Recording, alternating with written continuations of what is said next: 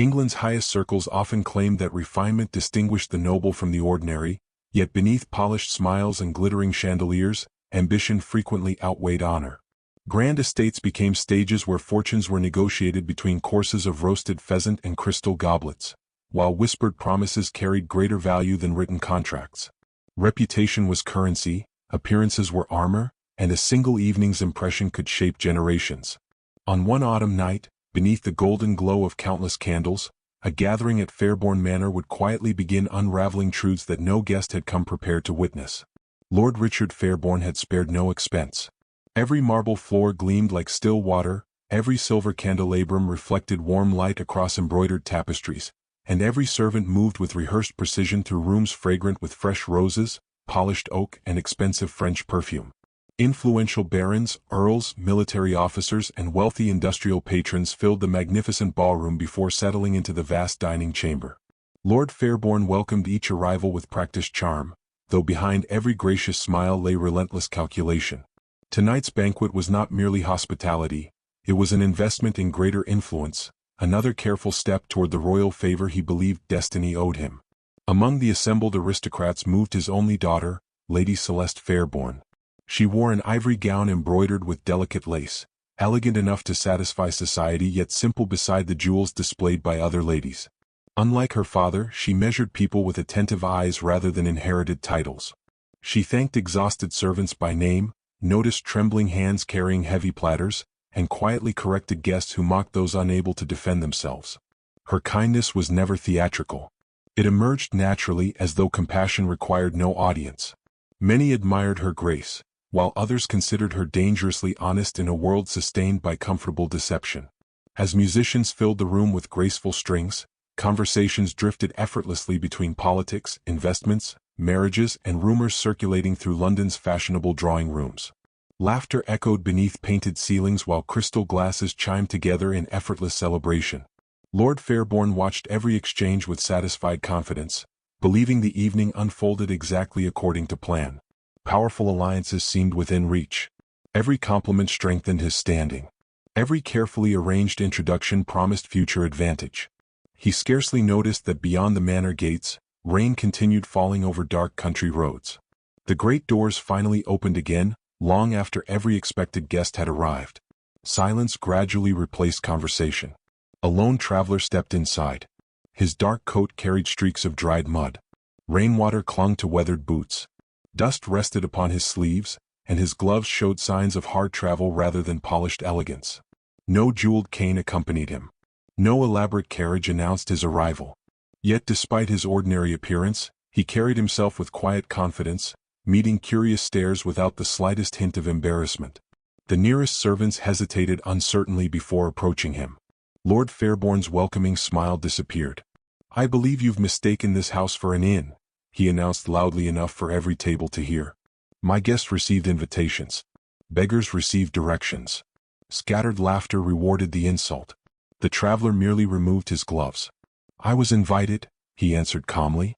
His voice carried neither apology nor offense. Lord Fairbourne's expression hardened. "Then whoever invited you exercised remarkably poor judgment." Another wave of laughter spread through the hall. Celeste felt heat rise within her chest. She disliked unnecessary cruelty, yet she remained silent, hoping the uncomfortable exchange would end peacefully.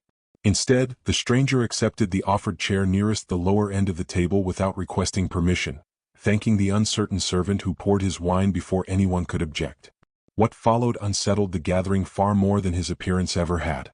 Rather than behaving gratefully, the traveler began asking deceptively simple questions.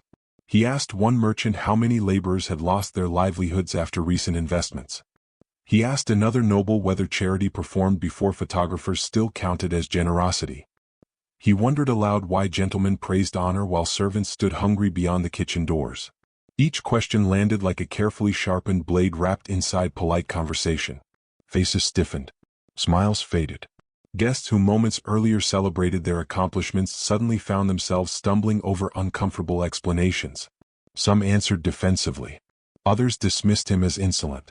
Several attempted changing the subject altogether. Yet the traveler continued speaking with infuriating calm, exposing vanity without raising his voice.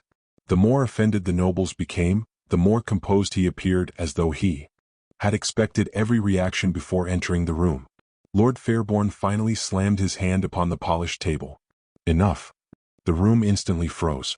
"You insult my guests beneath my own roof," he declared.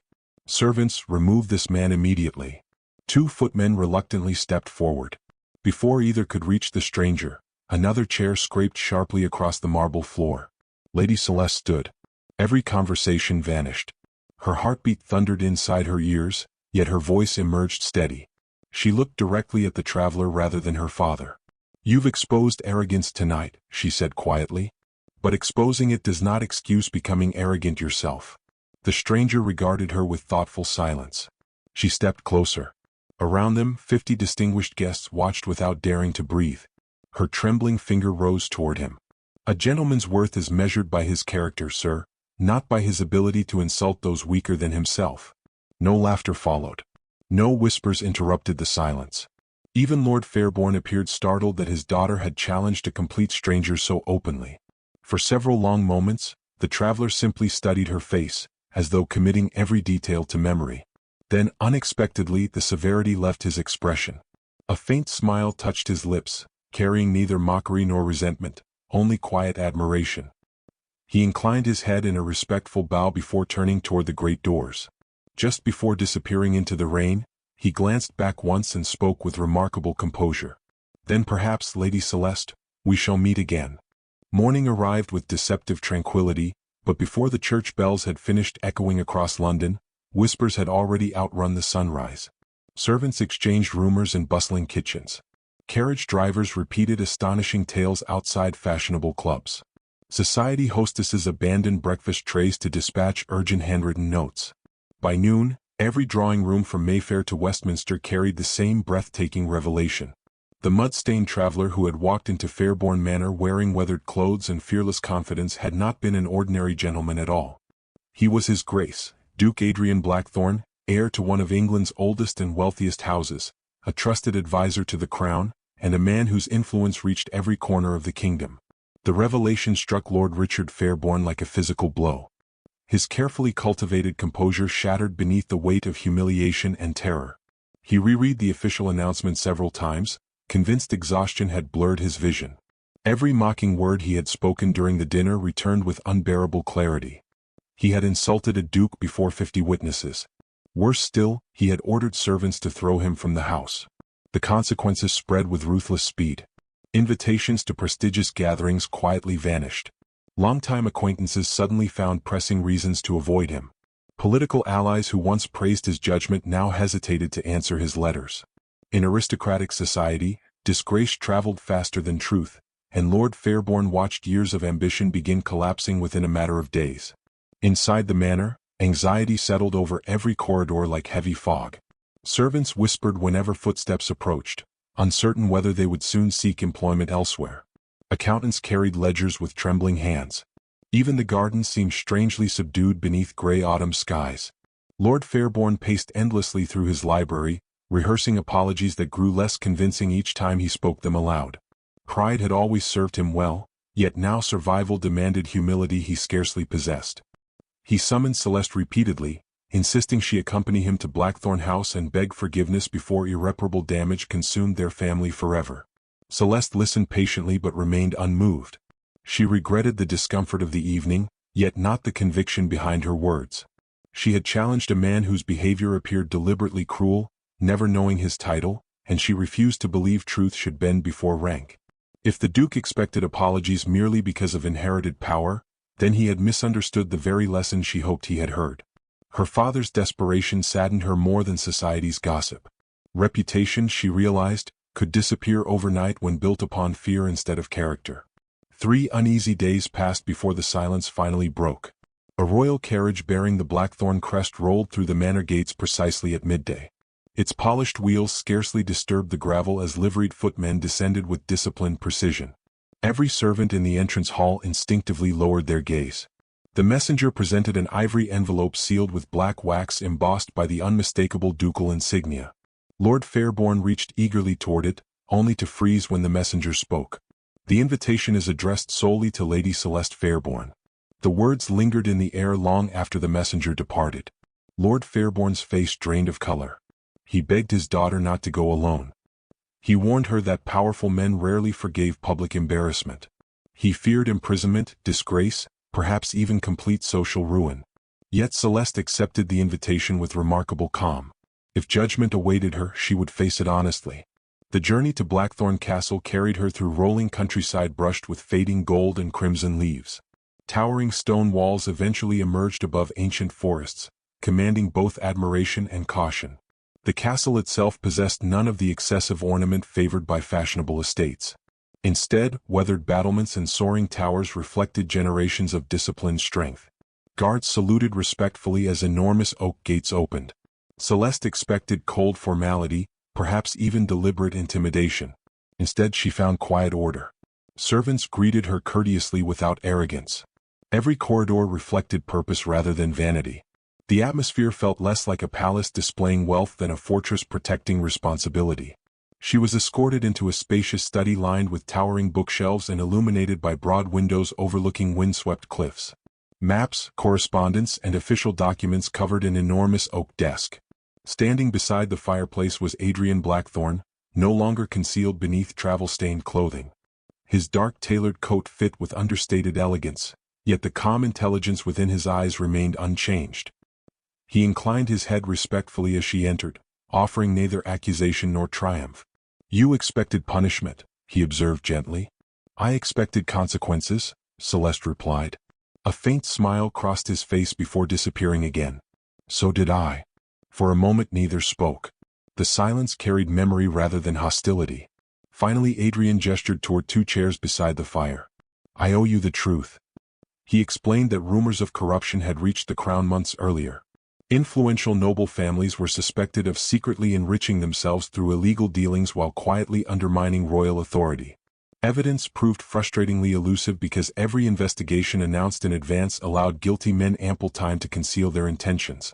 Adrian therefore adopted disguises, traveling anonymously among estates where rank normally opened every door before honest character could be observed. By arriving as someone seemingly beneath notice, he discovered how people behaved when they believed kindness offered no advantage. The dinner at Fairbourne Manor had been one such test, though he admitted provoking the guests intentionally, pressing their vanity until hidden tempers surfaced. "They judged clothing before conscience," he said quietly. Celeste met his steady gaze. "You judged them as well." "I did." "Then perhaps none of you behaved honorably." Instead of taking offense, Adrian nodded slowly.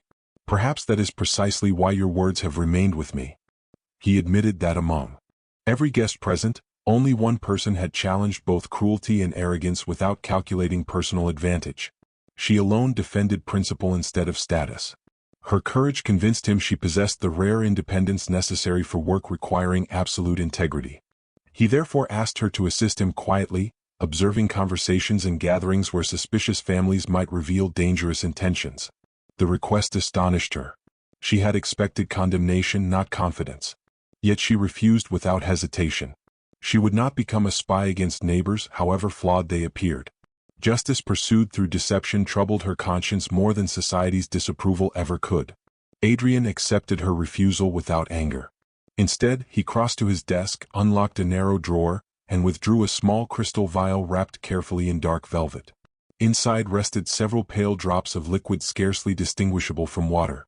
He placed the vial between them, allowing the firelight to shimmer through the glass. His expression lost every trace of warmth.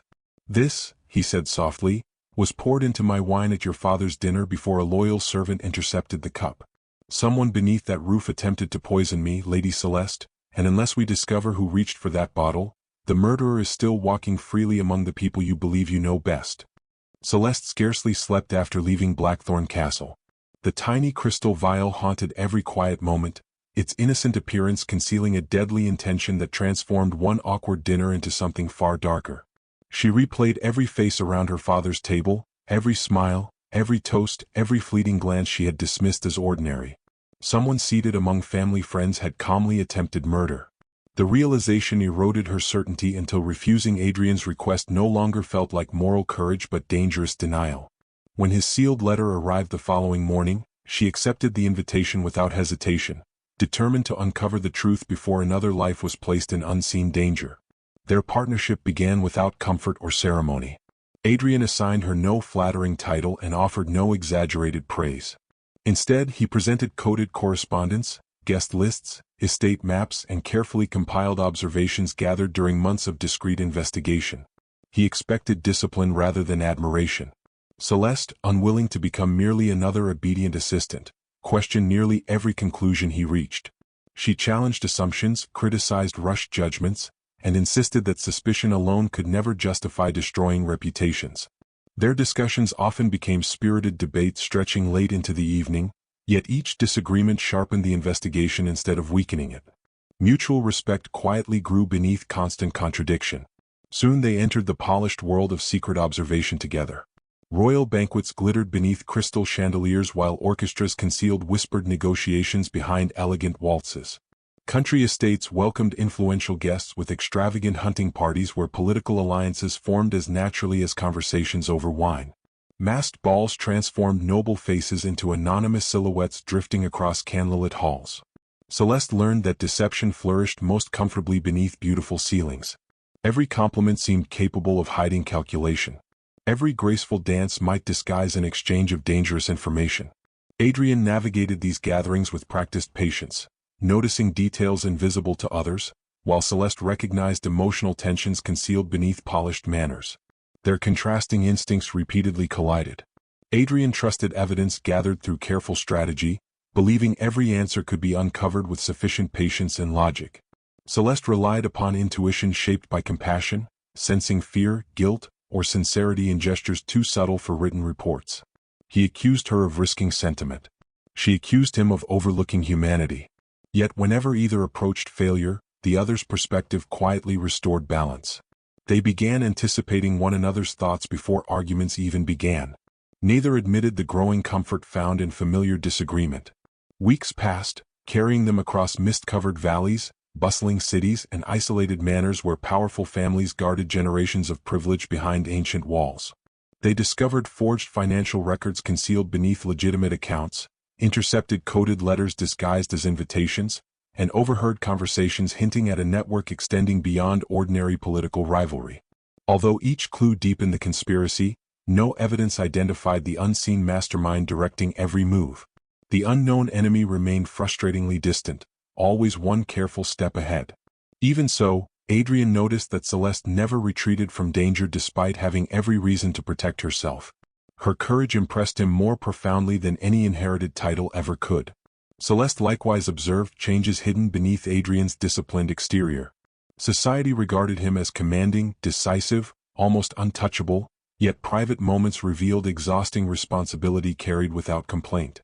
He answered endless correspondence personally, remembered the names of injured soldiers receiving pensions, and ensured loyal servants' families never lacked support during difficult winters. The authority surrounding him no longer resembled effortless privilege. It resembled relentless obligation. She gradually understood why loneliness lingered behind his composed expression. Every decision demanded sacrifice, and every relationship risked becoming clouded by power rather than trust. Neither acknowledged the quiet affection steadily reshaping their conversations. Shared glances lingered a heartbeat longer than before. Comfortable silences replaced awkward distance during long carriage journeys. Laughter appeared unexpectedly after exhausting days, surprising them both with its sincerity.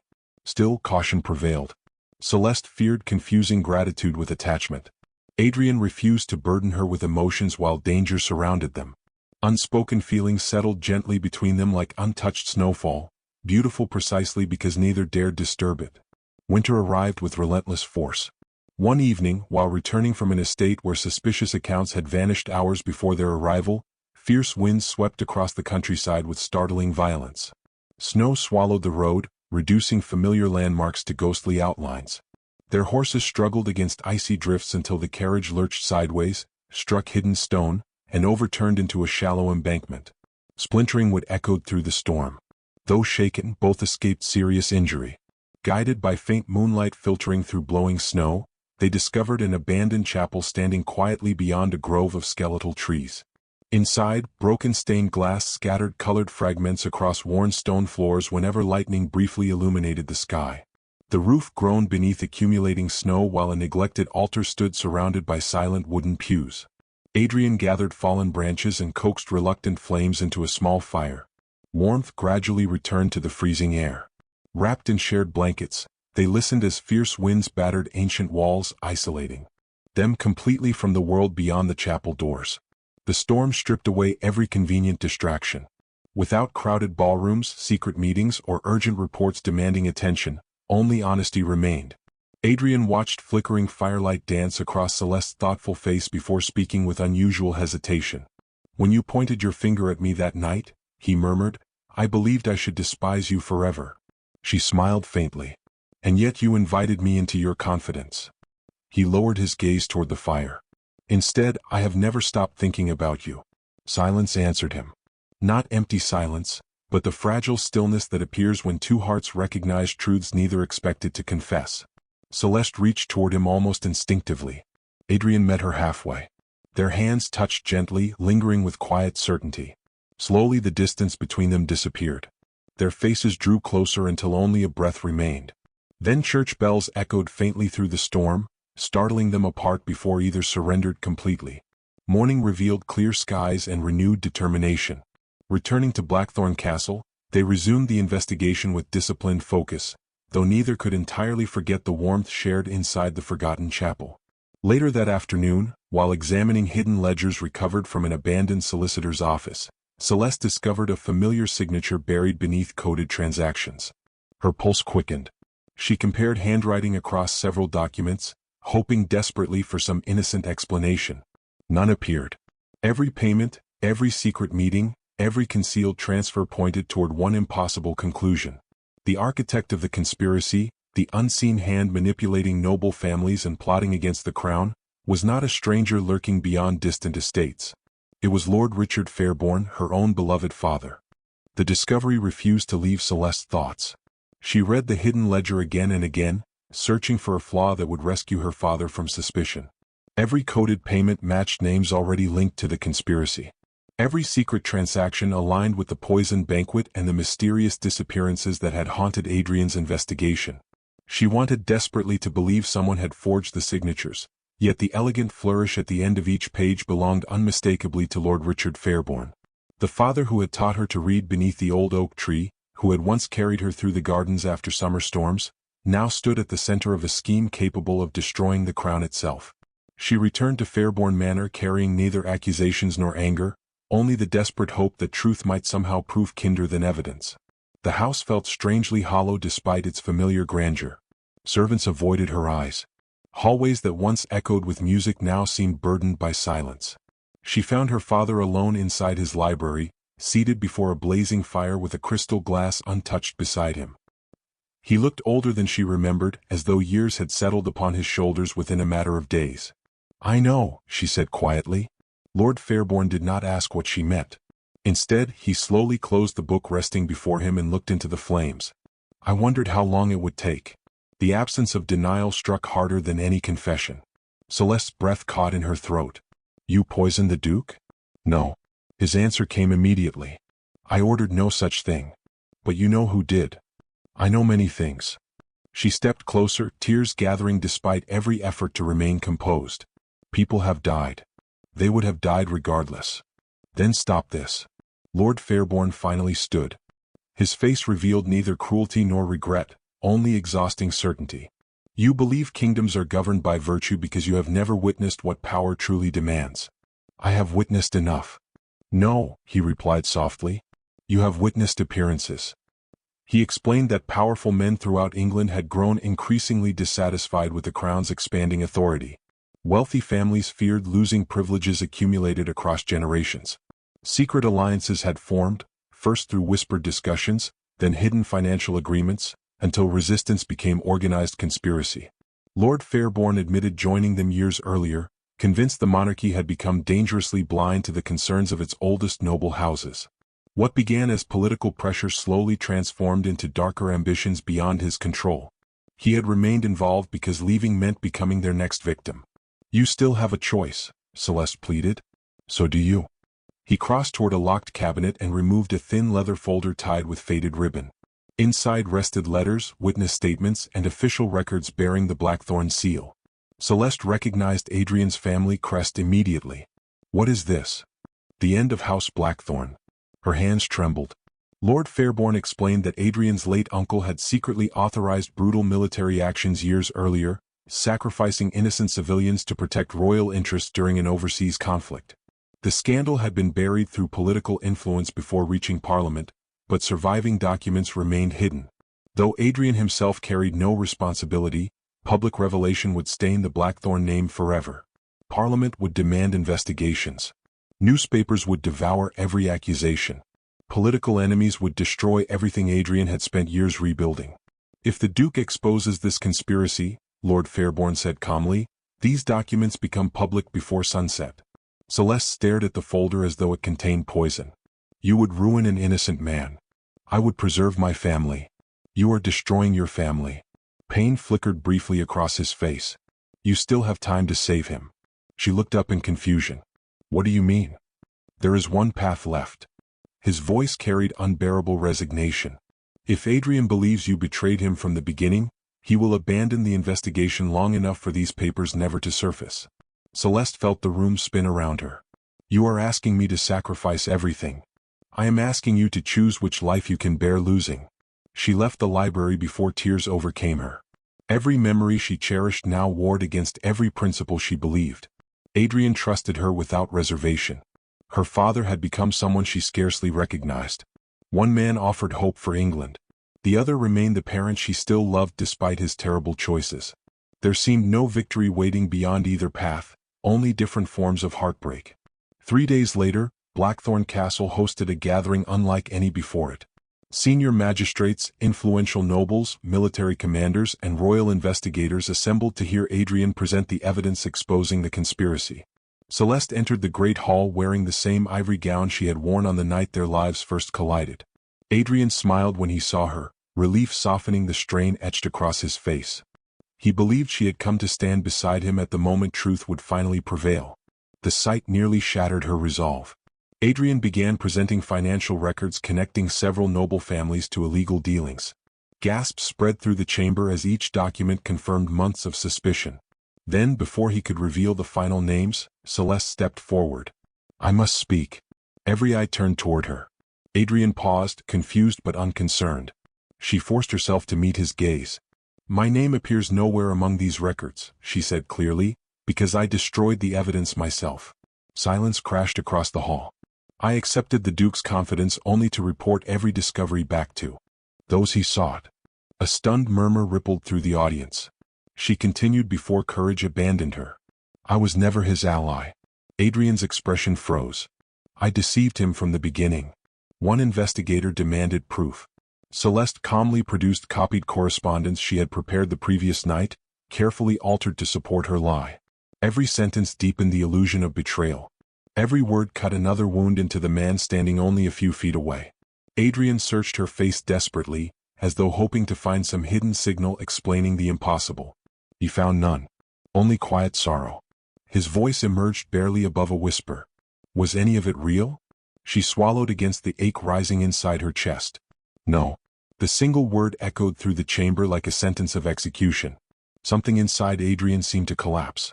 The warmth that had slowly replaced his guarded reserve disappeared behind cold disbelief. Without another question, he straightened to his full height, every trace of personal feeling buried beneath ducal authority. Lady Celeste Fairbourne, he declared, each syllable sharpened by heartbreak, leave Blackthorne Castle immediately. From this moment forward, you are forbidden ever to return. She bowed once, unable to trust herself with another glance.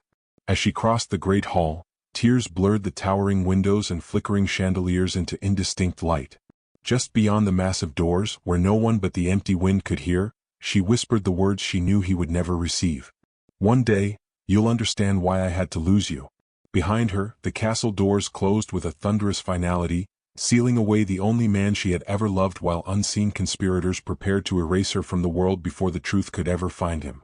The weeks following Celeste's public confession unfolded exactly as Lord Fairbourne had predicted, though not exactly as he had hoped. Society accepted the story with astonishing speed. Newspapers portrayed Lady Celeste Fairbourne as a gifted deceiver who had manipulated one of England's most respected noblemen. Former friends crossed streets rather than acknowledge her. Invitations disappeared forever. Her family name, once welcomed inside every elegant drawing room, became a warning whispered behind gloved hands. Yet beneath the surface of scandal, another struggle quietly unfolded. Refusing to abandon her conscience completely, Celeste secretly carried information to loyal royal investigators through trusted intermediaries, exposing members of the conspiracy one by one while ensuring Adrian's family scandal remained buried beyond public reach. The conspirators soon realized someone had betrayed them. Lord Fairbourne understood the danger before anyone else. He warned his daughter to leave England immediately. She refused to abandon innocent people still threatened by the network her father had helped create. Within days, masked riders intercepted her carriage on a deserted woodland road. Their orders were simple: eliminate the woman who knew too much. The attack came swiftly beneath cold moonlight. Horses screamed. Wheels splintered. Loyal servants fought desperately to buy her time. By dawn the carriage lay shattered beside the road, and official reports quietly announced that Lady Celeste Fairbourne had most likely perished while fleeing the kingdom. The conspirators believed their problem had been solved. So did Adrian. Months passed before the final pieces of the conspiracy finally collapsed.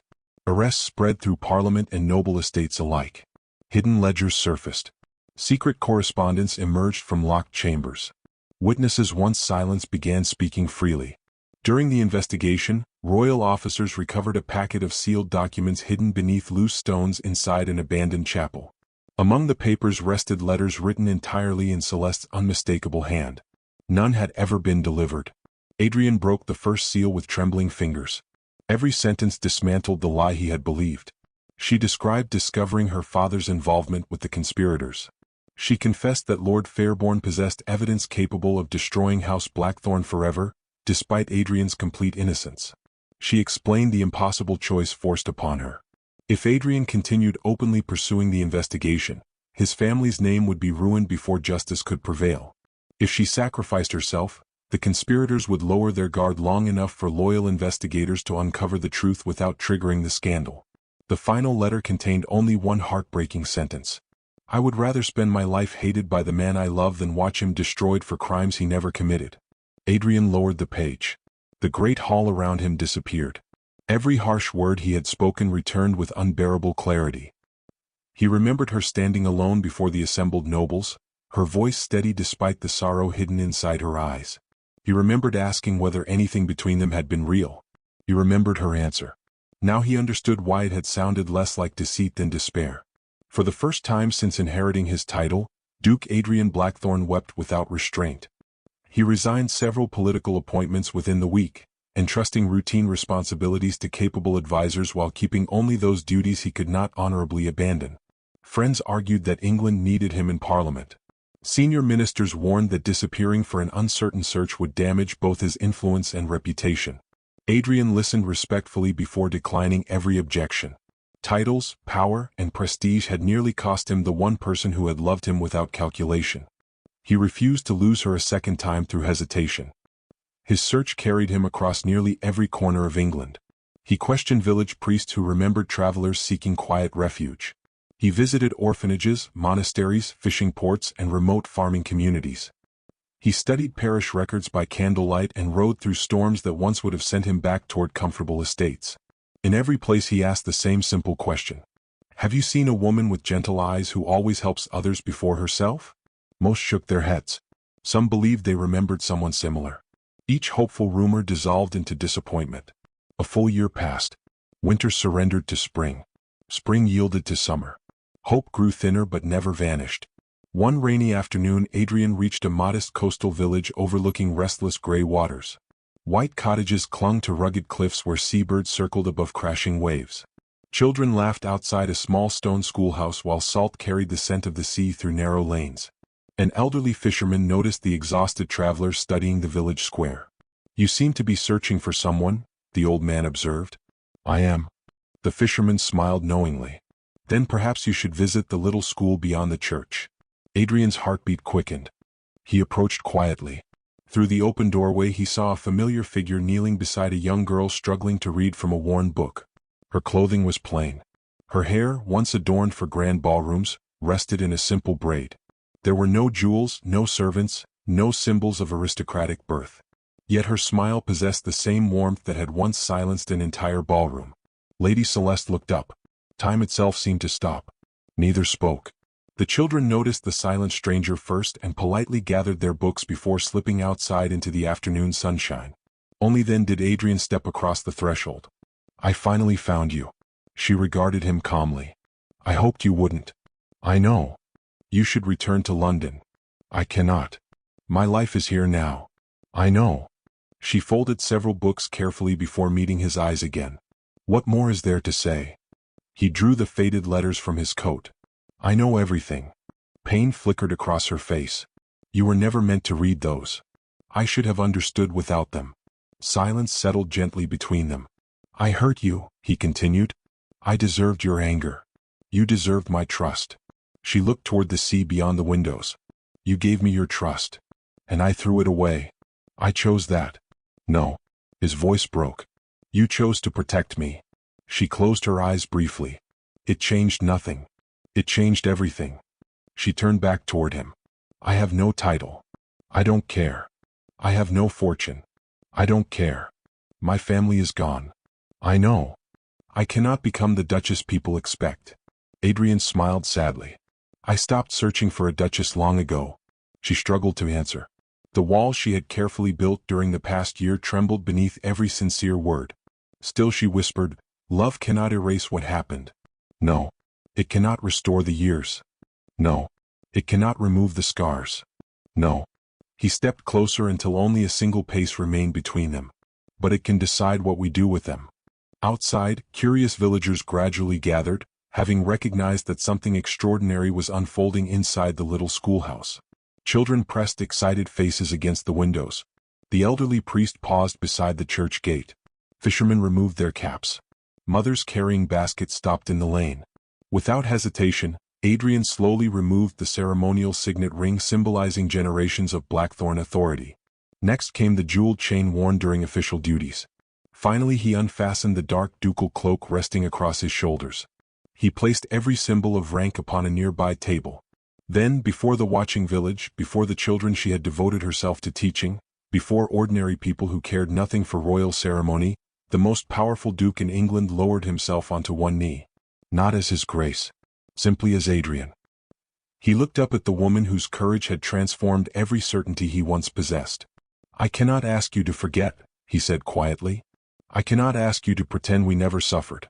I ask only for the chance to spend the rest of my life proving that the faith you placed in me was never wasted.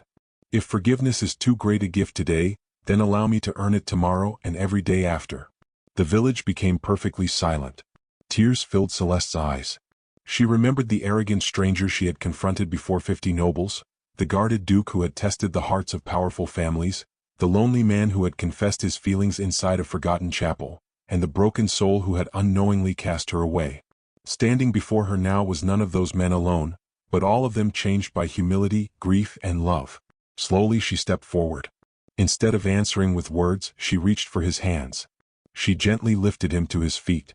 "You never had to kneel to deserve my heart," she whispered. "You only had to stand beside it." As the children erupted into joyful applause and the village bells rang across the windswept coast, England's greatest duke discovered that true nobility had never lived inside castles, titles, or ancient bloodlines. It had first appeared in a fearless young woman who dared to defend dignity against pride, and it reached its fullest expression when two wounded hearts chose forgiveness over fear, proving that the strongest kingdom anyone could ever build was one founded not upon power, but upon truth, sacrifice, and enduring love.